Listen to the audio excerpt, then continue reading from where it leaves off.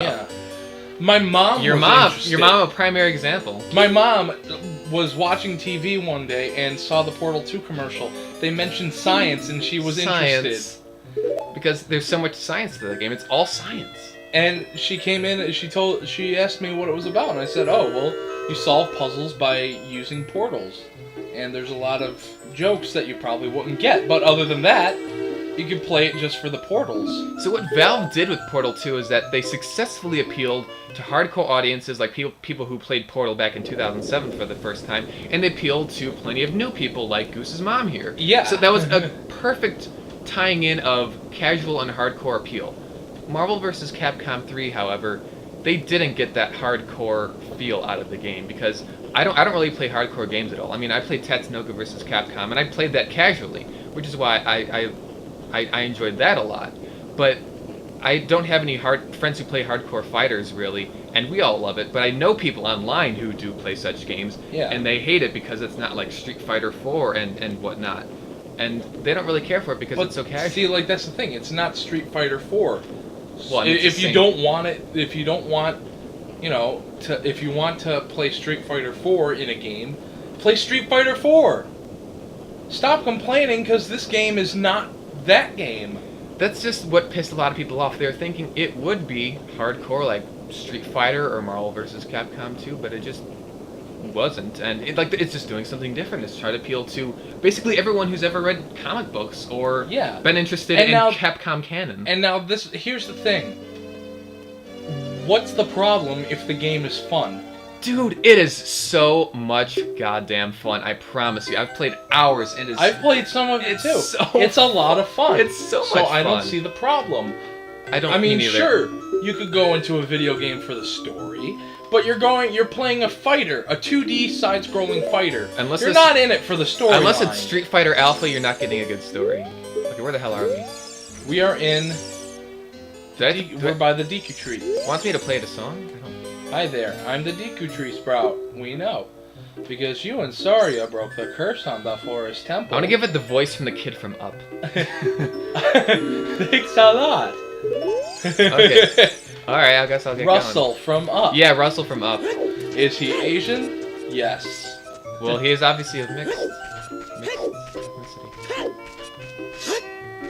But yeah, I've gotten into tons of debates on on forums online about this game. There are a lot of people who love it. I mean, there totally are, and including like all my friends basically. Now, the thing is, I do have a friend. I got my friend Pat, he's a big Marvel vs. Capcom 2 fan. He can kick ass as Gene and Sansan and as Strider Ryu, and he hates Marvel vs. Capcom 3 because it's so casual. Now, what strikes me about that is not only is he pretty much a nostalgia fag anyway, it's that he doesn't really, he's not really, what do you want, Navi? That cloud over there. Yeah, we know. Fire Temple, we get it. Alright, well, are we gonna go for that right now, or? No, we should do some side questing. Alright, well, I'm gonna get into more Marvel vs. Capcom, so what do we want to side quest here? I don't know. I don't think there's anything here for us to do. Yeah, okay. But, we should have looked at some side quests before we could probably get a bigger quiver. Yeah, where do we get that? Carroll Market, I believe. Yeah, I think so. Alright, we're gonna head there. I could be wrong. Yeah. Anyway. Yeah, I think I don't know. My friend just didn't like it because it's not Marvel vs. Capcom 2, and it's not all the same characters, and it's a different battle scheme and whatnot. And he didn't even give it the chance, and I just want to shove it in his face. But it's just a matter of opinion at that point, even if it's a bad and unfounded opinion. Yeah. It's fun. Therefore, I have no problem with it. But people were expecting so much from it, as we already said. It's just weird what it says about expectations of gamers. Well, yeah. These days. Plus, game reviewers are not going to like a game unless it absolutely changes everything they've ever known. If about not, it's going to games. get mediocre reviews. Yeah. We can't go back. No, we can just walk across, but we have to go back in time. Wait, we can't get the big quiver. Damn, I'm completely lost. Where do we get the big quiver then? Kakariko? I'm gonna check there. I guess it's Legend of Zelda Just Explore. Now, I totally lost my train of thought. Absolutely best game you've ever played. Otherwise, it's not a good game in reviewers' eyes. Yeah, that's true, and I think what really creates like such heavy nostalgia for games like this, like Ocarina of Time, was that this was so revolutionary for the time. A game like this wouldn't really keep up with today's standards much at all, but it was just so revolutionary that like it was the only game to really be of significance back in November of 1998. That, and it's a hell of a lot of fun. Yeah. I mean, there are games that are a hell of a lot of fun that don't get recognition today. It's basically because video gaming is just such a huge-ass industry now, and it's supposed to somehow appeal to everyone at the same time. Back in, like, 1998 with N64, it was like, the gaming was just like, it was basically for young people, like, college-aged and younger, and it was just kind of a fun little thing to have an N64 or Super Nintendo or whatnot around. And now gaming it's a huge industry. And everybody is playing these games. And that's a double-edged sword unless it's the store. Yeah. Okay, never mind. That's a double-edged sword in my opinion because, I mean, because companies can get eaten up and rebought and lose their focus so much, and to the point where companies will just make video game tie-ins and just not even make them good, like tie-ins to movies and whatnot. People will make video games that will sell well even if they're not good. And that's kind of the problem. Namely, movie games. Movie tie-in. I mean, not every movie tie-in, yeah. But for the most part, movie tie-ins. And those like a primary example would be the Avatar: The Last Airbender games, which just sucks. They're so bad. They're really bad. Really bad, and they're just made to sell. They're not made to be good games, and that's kind of the problem with having a game industry so what's big. Weird? The first Avatar video game, not based on any story in the actual show. Really? It had an original story. Really? I didn't play that one. And it wasn't good. And it wasn't... Wait, why do you think? The story was not good, but we're not in it for the story. We're in it to see airbending. Yeah, I had the game for the... damn it. I had the game for the third book, and oh my god, it was atrocious, because the third book, Avatar: The Last Airbender, is a fantastic story. Damn it! I'm doing awful. Cannot do this and carry on a conversation. But, the story for the last book is just so sweet, and they ruined it. But what I also think is actually great and positive about a video game industry with so much money being such a big game industry is that you can have these enormous companies putting so much creative effort and greatness into these games. Basically, like, I pressed A, I guess. Okay. All right. Okay, I guess I'll keep going again. I didn't mean to. In the case of Command & Conquer 3, actually, now, you probably don't know about this, so I'll go on another monologue again. Yeah, go ahead. That after the second one, the company that made it, like this little studio in California called Westwood, they got bought out by EA, the EA, which was just like a couple miles away, actually. And they were going to make Command & Conquer 3, and they were going to have all these crazy, cool ideas for games, but they got bought out, so everyone got fired and whatnot, so, all Red these... rupees. Red rupees, and good.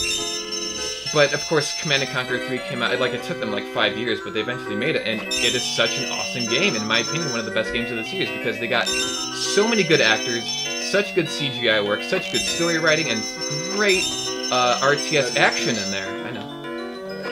Damn it. And it was one of the best games in the series because it was such a big company funding this huge creative effort. And that's the positive side about having such an enormous video game industry. But I guess it's just got its faults, and every gamer expects, Name faults.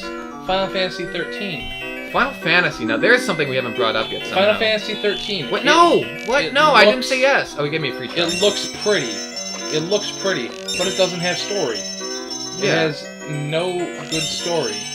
Like all. Avatar, the movie. Yeah. It's just... And it's far too linear. Now, that was kind of a problem with Final Fantasy X as well.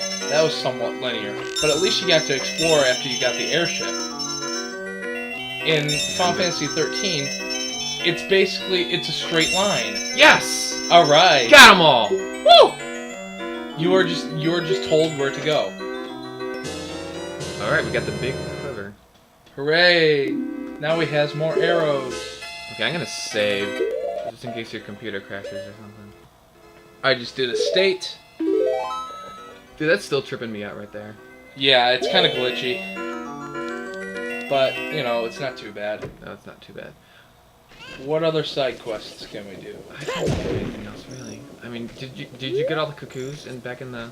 I didn't do the Kuko game. Were you? Oh no, that's when you're a kid. Yeah, we Wait, can go is do that. I mean, Wait, if do you you have to wanted be- to.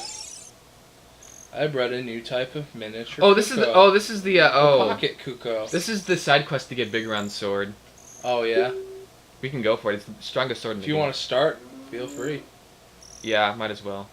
Actually, I don't remember where we have to go. We probably have to wake up Talon I think you're because right. Talon's asleep in Kakariko, Oh, you mean in the? in the one woman's house in here. Oh, he is. Yeah. Okay. He's asleep. Very good. Okay. Okay, yeah, we're talking about video games. Final Fantasy 13 being, yeah, I don't know. Like people have, kind of brings me up to like all the. Yeah, I'll try it. Go ahead.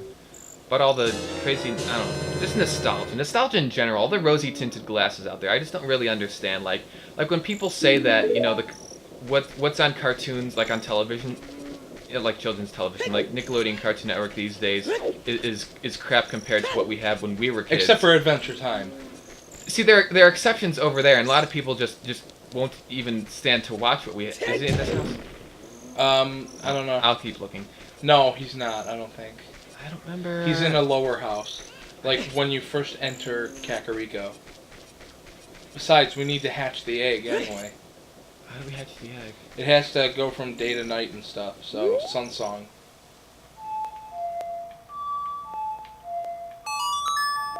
Okay, nostalgia. Where were we? Well, About television shows from back in the day being significantly better than they are like the today. older SpongeBob episodes. Yeah, those are actually like good. Sun Song again, I guess. Yeah, because I gotta make a day. Like the old SpongeBob stuff is actually really good. It's just It's hilarious. whereas the newer stuff now, not so much. Yeah. I've not seen a whole lot, but it's really not that good. Why don't we take the new episodes and push them somewhere else? Hey, look, the chicken hatched from the egg you're incubating. It's the miracle of life. Alright, now let's go And it down to the moves main level. flow. Alright, where are we supposed to Well, we're gonna equip the Kuko. equip? I equipped a chicken. Alright, now, Like probably, this house? I think this house, yeah. Yeah, but I mean, in terms of programming in general, I mean, like when you look back on it, the TV shows of back in the day, they weren't all that good. I mean, like Rocko's Modern Life is a good example because, like, it was a really creative show in that it's like lessons about adult life for children. But if you look at like the voice acting and the animation, it's just atrocious.